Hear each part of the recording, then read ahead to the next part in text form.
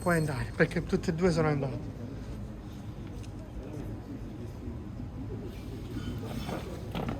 Buonasera a tutti.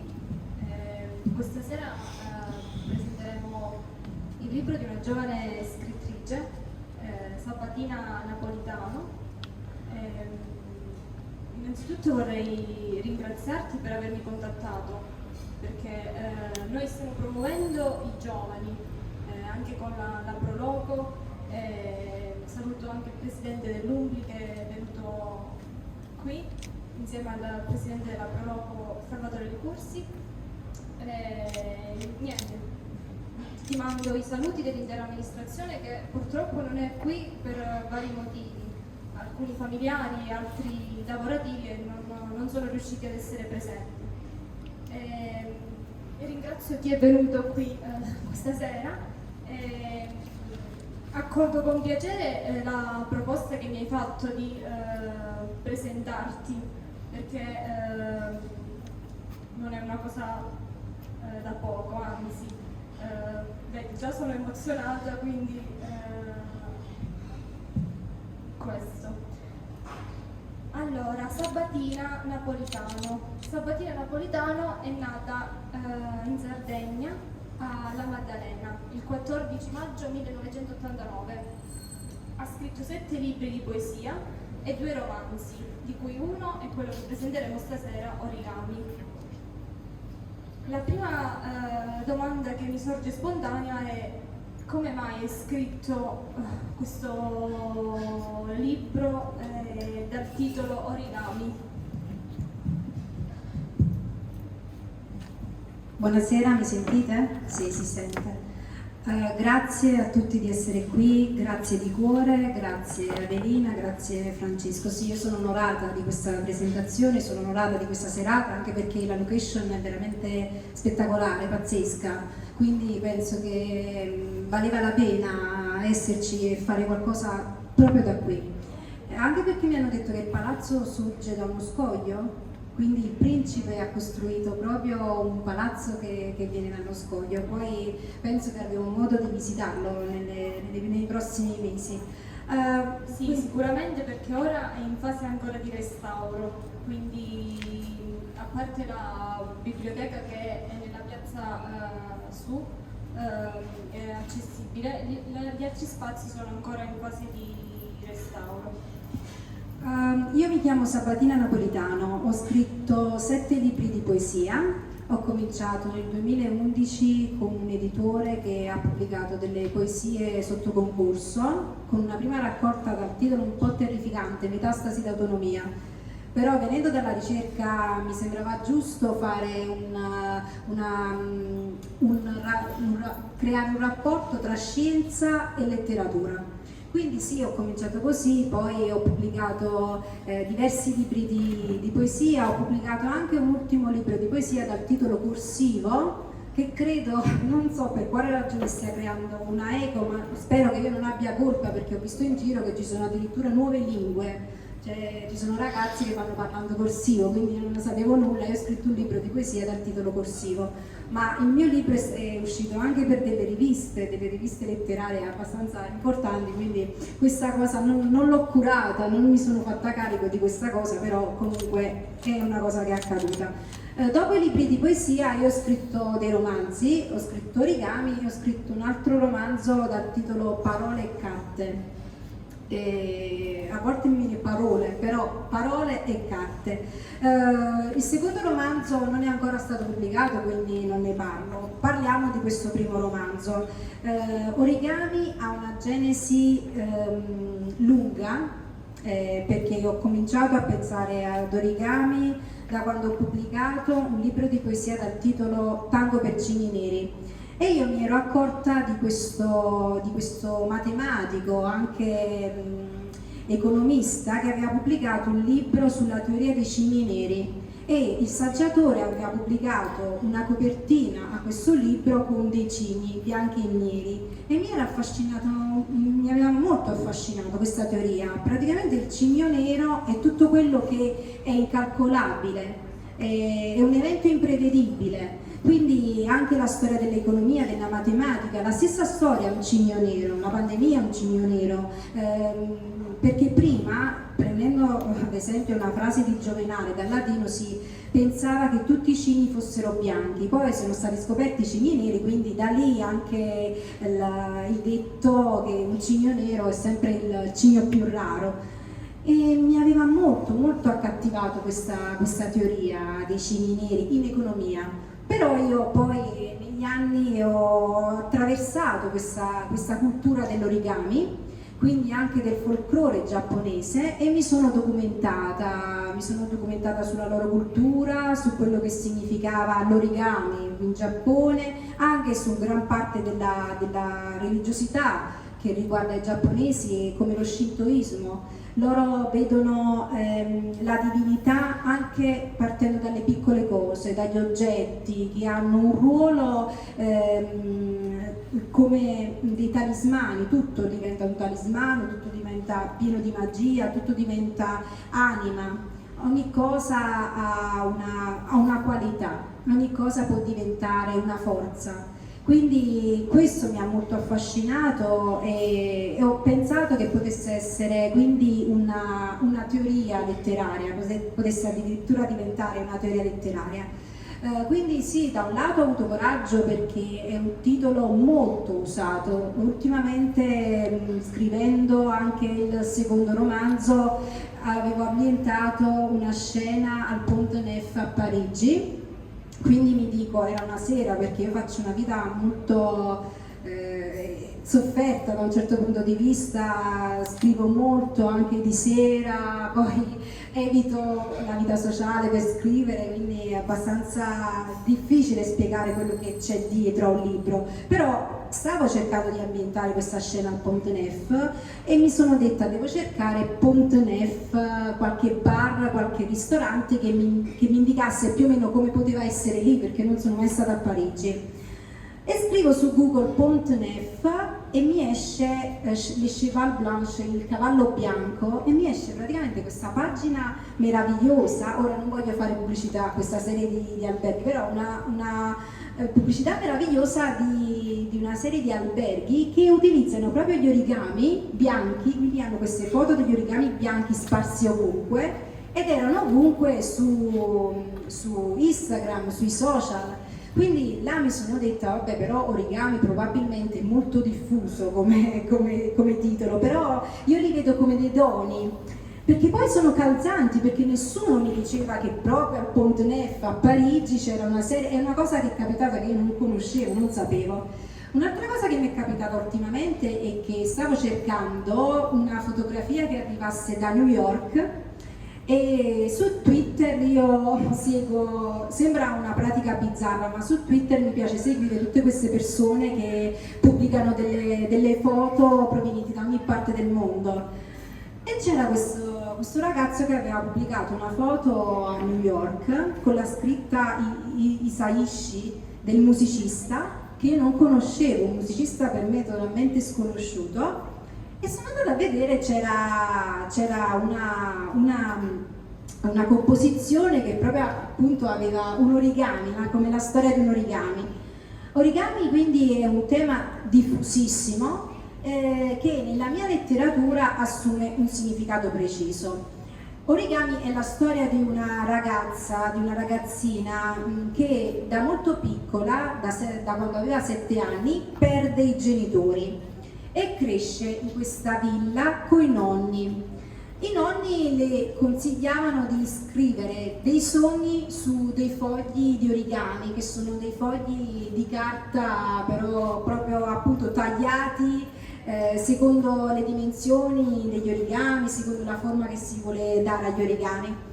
La bambina cresce con questi desideri, perché poi cresce in un ambiente iperculturale, quindi la nonna è ambientalista e intellettuale, il nonno è fissato con i premi Nobel. Quindi la bambina comincia a scrivere questi sogni su questi fogli. il nonno crea degli origami e poi li lascia alla corrente del fiume per fare in modo che questi sogni si avverassero. Questa è una pratica proprio tipica della cultura giapponese, lasciare le cose al fiume, quasi come se lasciare le cose al fiume le rendesse capaci di farle accadere, di essere benedette. È un gesto benaugurante. In Giappone quindi c'è la ricorrenza di dare, di regalare delle gru, però in generale tutti gli origami sono segno di buon augurio, di prosperità, di fortuna. E la bambina quindi cresce in questa villa coi nonni fin tanto che non eredita la biblioteca della nonna, perché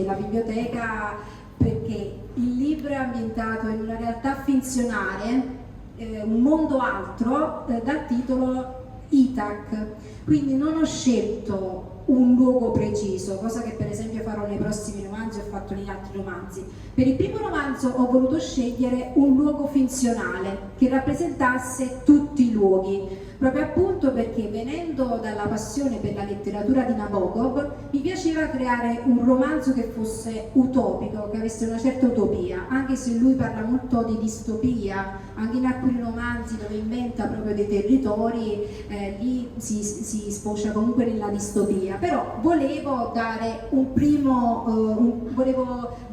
approccio al romanzo utilizzando una realtà finzionale. Quindi Itac è una dimensione dove esiste una grossa biblioteca ereditata quindi da Olga, la protagonista, e un orfanotrofio. Un orfanotrofio che comunque oggi non esistono più gli orfanotrofi, oggi si parla di case famiglia. Quindi è particolare il fatto che esistano queste due dimensioni, perché poi dalla biblioteca si passa all'orfanotrofio e dall'orfanotrofio in biblioteca. Nell'orfanotrofio vengono accolti tutti i bambini vittime del terrorismo. I genitori in un modo o nell'altro in molte parti della terra sono state vittime del terrorismo, vittime politiche, quindi quello che oggi si dice che chiedono un asilo politico. Quindi questi bambini vengono cresciuti ad Itac, perché Itac è una città dove si ha la cultura dell'accoglienza, la cultura anche del perdono, della fratellanza, quindi anche in questo senso è un po' una cultura utopica. E la cultura e l'informazione sono al centro del romanzo, perché Olga, pur avendo una vita bislacca, una vita straniante, comunque riesce a fare delle cose abbastanza importanti per la società. Dal romanzo utopico quindi passiamo al romanzo sociale, diventa un vero e proprio romanzo sociale e alla fine questo si può dire, perché fino ad ora non l'ho mai detto, perché il romanzo di solito si parla sempre delle prime 20 pagine, però adesso possiamo parlare anche un po' oltre per dare vita a questo romanzo che già da molto tempo sta circolando, quindi stiamo agli sgoccioli. La storia quindi è ambientata poi nel finale in questo grosso orfanotrofio e in un certo verso la protagonista riesce a fare quello che lei desiderava tanto fare, perché dà anche la possibilità a questi bambini di entrare in rapporto agli ambienti culturali della biblioteca. E c'è addirittura una festa che dura 3 giorni che si chiama Weekend degli Origami.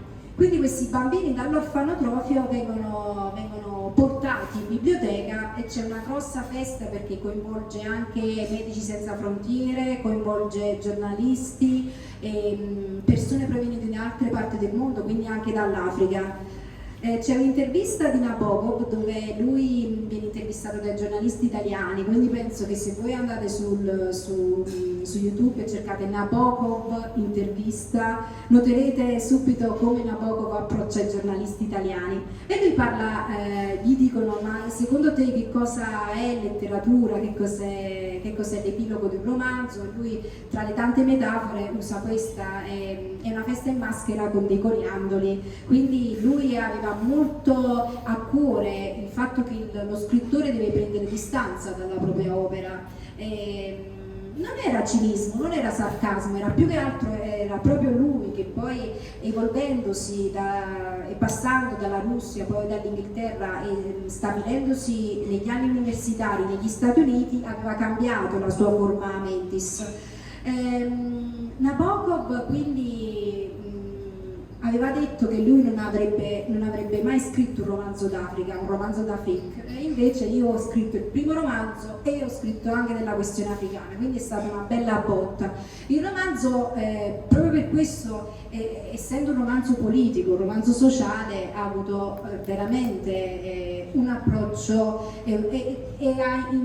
e si è inserito in quella che viene detta la strada stretta. Ecco, oggi leggevo una intervista fatta a Melania Mazzucco dove appunto parlava del destino degli scrittori. C'è una strada larga, che non è quella profetica, ma c'è sempre una strada più larga dove lo scrittore, anche giovane, arriva ai premi, arriva magari a tutti i premi e poi si ferma, è stato un flop, perché magari il romanzo gliel'ha scritto l'editor, perché magari quello non è uno scrittore che viene dalla strada, perché i maggiori scrittori vengono dalla strada, dove per strada si intende il sangue, quindi si intende la gavetta, quindi si intende il dolore, il sacrificio. E poi ci sono scrittori che vengono dalla strada stretta.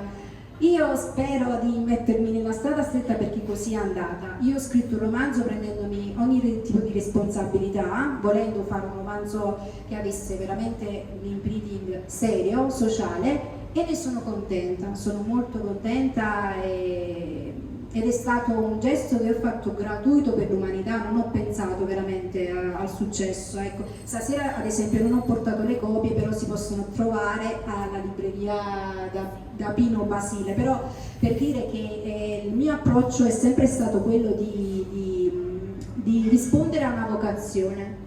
Dopo aver fatto qualcosa di importante, secondo me, per l'umanità, poi volevo dilettarmi con qualsiasi altro spunto, con qualsiasi altra voglia che mi veniva, perché poi gli scrittori scrivono anche per desiderio. I personaggi sì, si vedono, quindi tu cresci col personaggio, però è il desiderio che ti spinge. Molti dicono, pensando a Freud, quindi a Orlando, che il desiderio, la scrittura di un romanzo viene comunque da uno spirito di frustrazione, quindi tu sei frustrato per qualcosa e quindi ti metti a scrivere un romanzo, che poi esce una forma distorta di quello che hai nella mente. Io penso invece che il romanzo possa venire anche dallo spirito dell'uomo, dalla fantasia, dalla voglia di poter fare qualcosa di veramente costruttivo. E in me c'era questa voglia di costruire per questo primo romanzo. Io ho scritto un romanzo sincero che si prendesse carico anche delle vite di quelli che non hanno voce, delle vite di quelli che non possono averne, perché il romanzo come forma storica è sempre stato l'espressione della classe dominante, è chiaro. Però è anche vero che i buoni romanzi, non volendo citare il verismo di Verga, ma i romanzi ottimi sono stati quelli che hanno caratterizzato anche la classe povera, anche la voce di chi non poteva parlare. Quindi è stata un po' questa la vocazione di Origami. Origami è un romanzo intellettuale, colto, però è un romanzo che parla anche di questi argomenti, della voce dei bambini che non possono parlare. Questa sera con noi c'è Francesco Gallotti, un altro ragazzo giovane del nostro territorio, precisamente lui viene da Diamante, anzi da Maierà. Sì, da Maierà. Da Maierà. Anche Francesco ha accettato di essere qui questa sera grazie a Sabatina. Con Francesco avremo modo poi di parlare del suo romanzo l'8 agosto. Sì, l'8 agosto penso qua, giusto? Sì, qui, sempre qui. Allora, io dico solo altre due cose e poi ti lascio la parola. Prego. Con Sabatina ci siamo viste questa sera, però ci eravamo già sentite un po' di tempo fa e da subito io ho capito che tipo di donna eri, quindi sicuramente avrai successo perché sei determinata, puntuale, precisa e sei in gamba, quindi io ti posso fare solo i migliori auguri per un futuro e sicuramente imboccherai la strada stretta.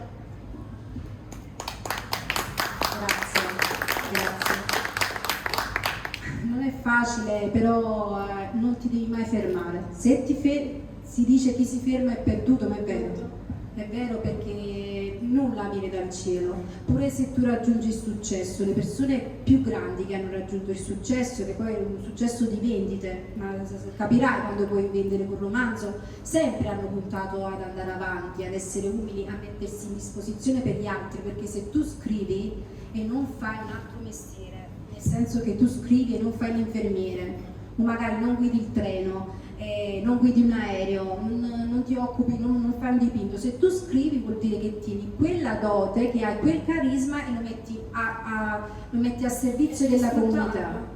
E quindi è un lavoro, nel senso che devi fare qualcosa di utile, devi parlare di qualcosa di sensato. È quello che hanno fatto quelli che si sono sentiti scrittori.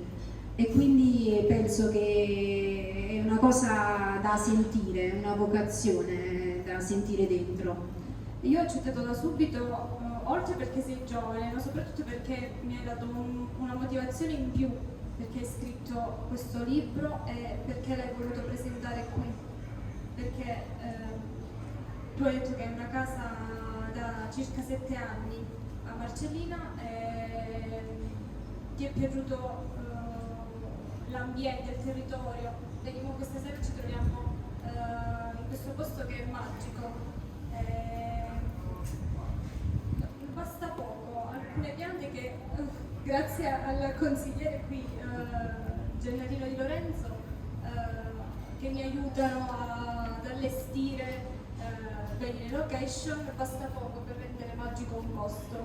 Queste sono delle piante che io non voglio fare nessuna pubblicità, però ce le hanno come dire, ce le hanno offerte e veniamo incovolato. Ma dillo, puoi dire chi Lo dico, va bene. Anche l'anno scorso comunque acquistare delle piante magari e tenerle qui, perché poi dopo 2 mesi questo luogo tra virgolette rimane chiuso. Noi lo sfruttiamo ora, però d'inverno è naturale, essendo all'aperto non viene sfruttato. Quindi ringraziamo anche chi dà questo aiuto che non è da poco. Vuoi continuare, Francesca? Ah no, volevo un attimo dire questa cosa della Calabria. Sì. Allora, io ho vissuto, ho 33 anni, lo dico perché non mi vergogno di dirlo, ho vissuto chiaramente come tutti noi le estati in un altro posto rispetto a dove di solito ho vissuto, quindi ho vissuto le mie estati da ragazza, quindi distinguiamo fino ai 12 anni in un posto, poi dai 12 ai 20 anni in un altro e dai 20 in poi ancora in un altro. Da ragazza molto giovane, nella prima adolescenza, io andavo in vacanza spesso perché usavo il campeggio a Vieste, che è sulla punta del Gargano. Intervallando le estati che passavo alla Maddalena in Sardegna, dove sono nata. Poi sono venuta qui perché i miei hanno comprato una casa. All'inizio non conoscevo nessuno, era un periodo molto difficile della mia vita, mi vestivo sempre di nero, io ho passato anche momenti molto molto duri, perché chi viene dalla poesia non è che ha una follia diversa rispetto a chi è un puro scrittore. Gli scrittori spesso vengono dalla poesia, anche Nabokov veniva dalla poesia, quindi io credo molto di più negli scrittori che vengono dalla poesia, perché anche Bevilacqua era un grandissimo scrittore e scriveva delle poesie meravigliose, perché la poesia è più legata al sangue, quindi con la poesia non si può fingere, perché tu ti trovi la poesia addosso e non te ne accorgi. La poesia è profezia, perché non volendo citare il cattolicesimo base, ma noi siamo poeti,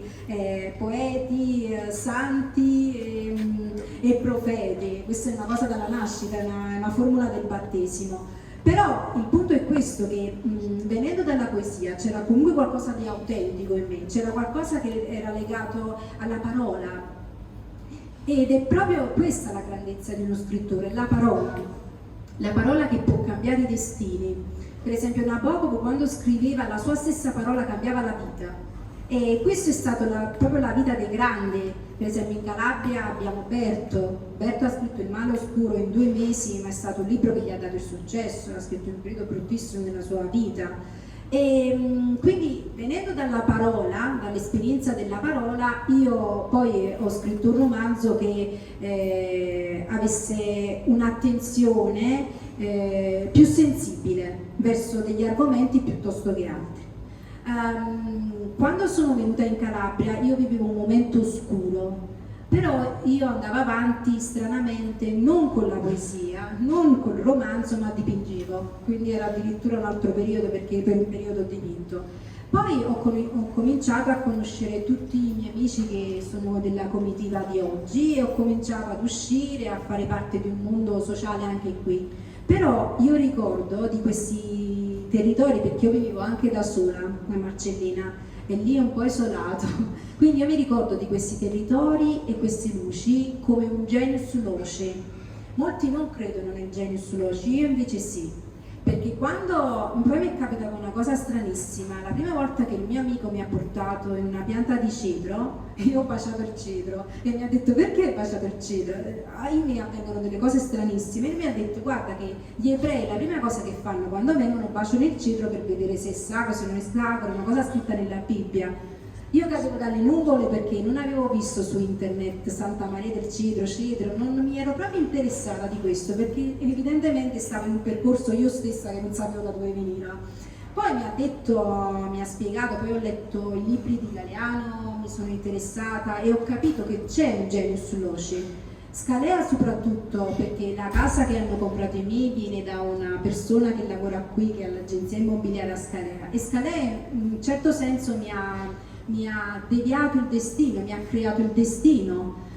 Poi ogni volta che vengo qui, già solo vedere le casette bianche sulla collina per me è un'emozione fortissima. Ci sono dei luoghi come questi che rappresentano l'alchimia, che sono alchemici, e io non ci riuscirei ad oggi a rinunciare a questi posti. Quelle estati che io non sono potuta venire perché magari lavoravo, perché magari ero in Francia, perché magari sono state in varie zone, anche per il percorso di studi, io sentivo la mancanza di questi posti. Quindi questo mi fa capire che quando senti la nostalgia del luogo, quella Sehnsucht, è perché quel luogo è nel tuo destino e segna il tuo destino.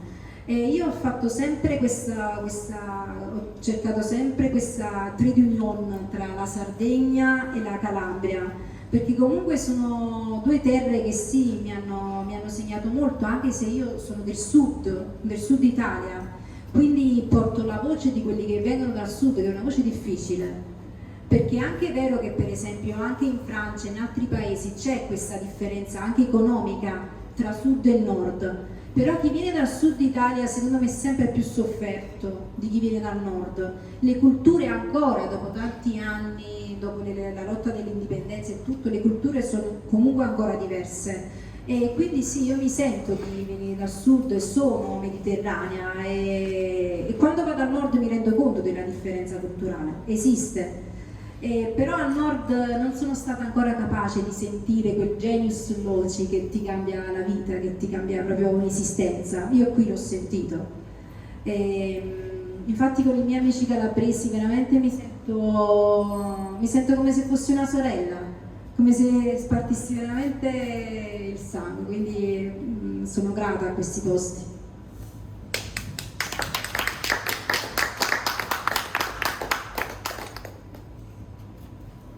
Parlo io. Allora, Sabatina, hai parlato di te, hai parlato del libro, hai detto di Nabokov che l'autore dovrebbe essere distaccato dal libro, un po' come Emil Cioran diceva il libro capita. Ma io sono della scuola che secondo me in ogni autore c'è sempre qualcosa di autobiografico. Nel tuo c'è o ho interpretato male? Allora, quando uno scrittore scrive un romanzo, c'è sempre in ogni personaggio qualcosa dello scrittore. Mi è stato detto, si è fatta comunque la critica intorno ai romanzi finzionali, le autofiction, È chiaro che ogni romanzo parla di qualcosa dello scrittore, perché i personaggi vengono dalla mente dello scrittore. Anche se io scrivo un romanzo di alieni, quegli alieni prenderanno la mia forma, è evidente, perché nel momento in cui si scrive di un pianeta, di un programma altro, si scrive quello che è il frutto della mente, il frutto della memoria, del vissuto. È evidente che la maestria, il gioco dello scrittore sta nello scrivere bene quello che fa il personaggio o ritagliare quella parte di vita che è più universale. In quello è la grandezza del romanzo. Calvino, Pavese, Buzzati, Allende e tutti gli altri scrittori, Murakami, che hanno scritto di romanzi del realismo magico, quindi hanno usato un po' di quella magia nella trama, quindi anche degli elementi magici che non potrebbero mai accadere ma che potrebbero essere in questa dimensione, non hanno fatto altro che creare uno spaccato di vita universale, rendendolo universale, e quella è la forza della vera letteratura. Io in questo romanzo ho creato uno spaccato di vita intorno a una giovane bibliotecaria che ha la passione di diventare giornalista. È Sabatina? Questo ti può dirlo, è una giovane ragazza che vuole diventare giornalista, quindi sono tutte quelle ragazze sofferte che vogliono diventare giornaliste perché loro sentono di voler diventare giornaliste. Ovviamente c'è del realismo magico, c'è una componente magica in questo romanzo, perché io dovevo caratterizzare anche la natura della donna, e siccome era il primo romanzo io volevo che fosse sì buffo, ma volevo che fosse anche accattivante. Quindi Olga sia un'amante che un'amica, che sono immaginario, che sono presenze, lei non sa dirlo, ma disturbano e creano delle percussioni intorno alle sue decisioni. Quindi un po' come quando vediamo l'angioletto e il diavoletto che compaiono spesso nelle fiabe. Anche in questa fiaba, perché Origami potrebbe essere visto come una fiaba, c'è il lato oscuro della vicenda umana, quindi c'è anche questo amante Emilio che vuole separarla dal marito, e c'è questa migliore amica che addirittura le suggerisce di ucciderlo nella vasca, di liberarsi di lui, quindi azioni che hanno dell'illecito, però sono il lato oscuro del potere, perché poi alla fine la protagonista viene ad essere una donna di potere. Perché sposa l'editore e il giornalista più noto del paese, ed in questo è un po' la favola, perché c'è tutto quell'incanto ancora, perché Origami è un romanzo fiabesco, è un romanzo incantevole. Perché Nabokov a volte ha scritto anche dei romanzi che riguardavano una certa nostalgia dell'infanzia. Invece per esempio il secondo romanzo no, è un romanzo totalmente disincantato, è un romanzo struggente ed è un romanzo che è l'antifiaba, è tutto quello che non è la fiaba, perché è improntato più su un maestro che comunque è stato importantissimo per me, che è Bevilacqua. Io adoro Bevilacqua, tutti i suoi libri da cui sono stati tratti film mi fanno ancora ad oggi venire il freddo addosso. Ultimamente ho letto Il gioco delle passioni, ed è un libro che denuncia delle cose che accadono a Venezia, che è un libro di denuncia, ma lui scrive libri di denuncia, e ancora oggi quando lo vedo in dei video che ritrovo dopo tanti anni, è assurdo come quei video abbiano ancora quella potenza profetica. Ci sono dei video che io non ho visto da quando lui è morto, dal 2014 non li avevo mai visti. Poi magari mi viene un processo dentro, vado su YouTube, cerco Alberto Bevilacqua e magari mi viene quel video che lui aveva girato 10 anni prima, 12 anni prima, che non avevo mai visto. E questo non so in che destino, in che gioco si può mettere un processo del genere, ma io credo che sia un processo ispirato, un processo letterario, quando un maestro parla al di là dei secoli, quando i maestri parlano al di là della morte. Io a Diamante, perché ho presentato a Diamante, avevo parlato della voce dei morti che si mischia alla voce dei vivi, e il giorno dopo è morto La Capria, che è un grandissimo scrittore napoletano. Io mi ero promessa di parlare anche di La Capria, però voglio evitare in questa sede perché molti sono coloro che stanno parlando di lui, magari lo farò in futuro, ma ecco, il punto è questo: come si sceglie un maestro? Perché scegli uno scrittore rispetto che un altro? Solo per la componente del tuo gusto, o è anche una componente di destino che ti sconvolge la vita? Ed è quindi una componente solenne, perché talvolta tu leggi un libro che ti condiziona talmente, che ti condiziona e ti cambia le scelte. Quindi tutto quello che ha a che fare nella letteratura potrebbe essere visto come solenne, perché secondo me la letteratura è un gioco, ma non è un gioco leggero, perché se riesci a cambiarti le vite, a incidere profondamente, poi diventa un gioco che si fa sul serio. Quindi quando una persona sceglie un autore di riferimento è perché lascia che quell'autore gli condizioni la vita. Quindi magari, per esempio, all'inizio ero anche contro, e questo è sbagliato, a un certo oscurantismo per quanto riguarda la letteratura di Baudelaire. È sbagliato perché non c'entra niente il fatto della vita, del come col chi. Quindi io non sceglievo più di leggere Baudelaire perché leggendo la sua biografia è da strapparsi i capelli, lui era satanista, lui era questo, quell'altro, quindi tu devi valutare l'opera al di là di chi la scrive, quindi il come, non il chi. Però intanto tu, quando entri in contatto con l'anima di un autore, è chiaro che ne rimani sconvolto. Quindi la scelta dei maestri è una scelta fondamentale e secondo me non avviene per leggerezza, non deve avvenire, anche se oggi col processo con i processi commerciali delle vendite dei libri molto spesso giovani autori vincono dei concorsi che non hanno niente a che fare con l'anima delle persone per cui è dedicato il concorso, quindi è da valutare la scelta del maestro, la scelta che ti condiziona, chi ti può condizionare a tal punto un gusto che lo scegli per la vita. Penso che ogni scrittore sceglie la sua stella polare. Io ho avuto un processo per cui ho tentato delle guide, oltre i morti, parlo dei vivi, quindi ho tentato di legarmi alle vite dei vivi per valutare se ci fosse qualcuno capace a indicarmi meglio, a farmi crescere meglio. Si guarda sempre ai più grandi, però molte sono state le delusioni. Adesso ho delle stelle polari, però ho capito che l'autonomia è molto importante in questi ambiti. A un certo punto l'autonomia è la cosa più importante, la cosa più professionale.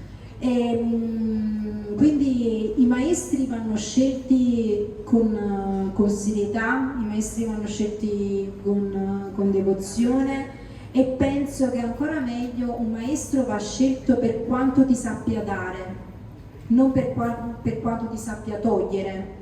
Se un maestro ti toglie non è più un maestro responsabile, maturo. Quindi per esempio io parlo delle scrittrici che hanno 50 anni. Se una scrittrice a 50 anni toglie a me che ne ho 20 di meno, ed è una cosa che mi è capitata, che ha dell'assurdo, una saggista, una scrittrice, penso che ti metti nello stesso piano mio perché tendi a valere quanto me, e questo è assurdo perché io tra 20 anni penso che voglio essere talmente un sole per gli altri che non avrò da pensare a prendere da una ragazzina più giovane, per dire, no? Come se io adesso prendessi da una ragazza di 18 anni, ma perché mi ha fatto? Io aiuto a crescere gli altri, non rubo. È una cosa contro natura questo fatto che le scrittrici cinquantenni possono addirittura prendere da me, che non c'entra assolutamente niente, ma è una cosa che può capitare perché è un ambiente altamente competitivo. Ecco, in quello sta la scelta dei maestri, nell'essere lesti, nell'essere vispi, vivaci, perché questo mondo comunque è un'arena. Allora, sì, abbiamo tempo per un'altra domanda da Elina oppure... Ok, allora, una cosa molto presente nel tuo libro, da quello che abbiamo capito il tuo è un romanzo molto sperimentale, tratti delle tematiche molto particolari e soprattutto di notevole rilevanza è una forte presenza erotica nel libro. Come mai questa scelta? Sì, io ho scritto anche delle parti erotiche nel libro, non è un libro, perché comunque l'erotismo, la passione fa parte della vita e pensavo giusto fare delle operazioni simili, anche perché mi hanno insegnato a fare della letteratura per gli adulti, quindi ci sono delle parti dove effettivamente la passione della giornalista è molto viva rispetto a quella dell'editore. E poi il romanzo è passato anche per delle mie amiche che sono psicologhe, che mi hanno detto che ho raccontato una passione pura. E questo è il lato romantico. Nel mio romanzo non c'è fluidità, no, in tal senso. C'è una triangolazione che non riguarda la ragione del fluido, no. La triangolazione avviene nella mente della protagonista, quindi la protagonista che ama molto l'editore e quindi è molto appassionata per lui. Però ecco, a me sembra brutto dirlo pubblicamente, ma a me non piacciono le donne e sembra veramente brutto dirlo così, però io credo spesso nella dichiarazione dei diritti universali. Ho scritto anche una poesia, nel senso che io credo giusto che ognuno debba vivere in un mondo che gli permetta di vivere la sua natura, è giusto. Però io dal canto mio non ho una natura fluida, no, non sono fluida, a me piacciono gli uomini, quindi ho scritto il romanzo anche dal punto di vista di una donna nella letteratura erotica, quindi Marguerite Duras, quindi tutta quella letteratura che ha un senso di passione, di amore verso un uomo, la storia della letteratura erotica, Anais Nin e tante altre che hanno scritto come me. No, io non ho scritto nulla di fluido, anche se il romanzo fluido è un certo incentivo per una politica magari sbagliata da un certo verso, quindi una politica sbagliata magari mette in difficoltà delle persone che non devono avere difficoltà, perché un ragazzino che magari vuole esprimere la sua persona ed esce per strada e poi viene addirittura picchiato e maltrattato, questo non è vivere in una cultura democratica normale. Noi dobbiamo, cioè lo Stato deve tutelare le persone nel loro modo di sentirsi ed essere, nella loro natura. Quindi adesso non facciamo politica, ma per esempio il DDL Zan che non è passato, quello secondo me è stata una mostruosità, è stato anche mostruoso vedere. È finito? No, è stato anche mostruoso vedere gli applausi quindi al Senato, quella è stata una mostruosità.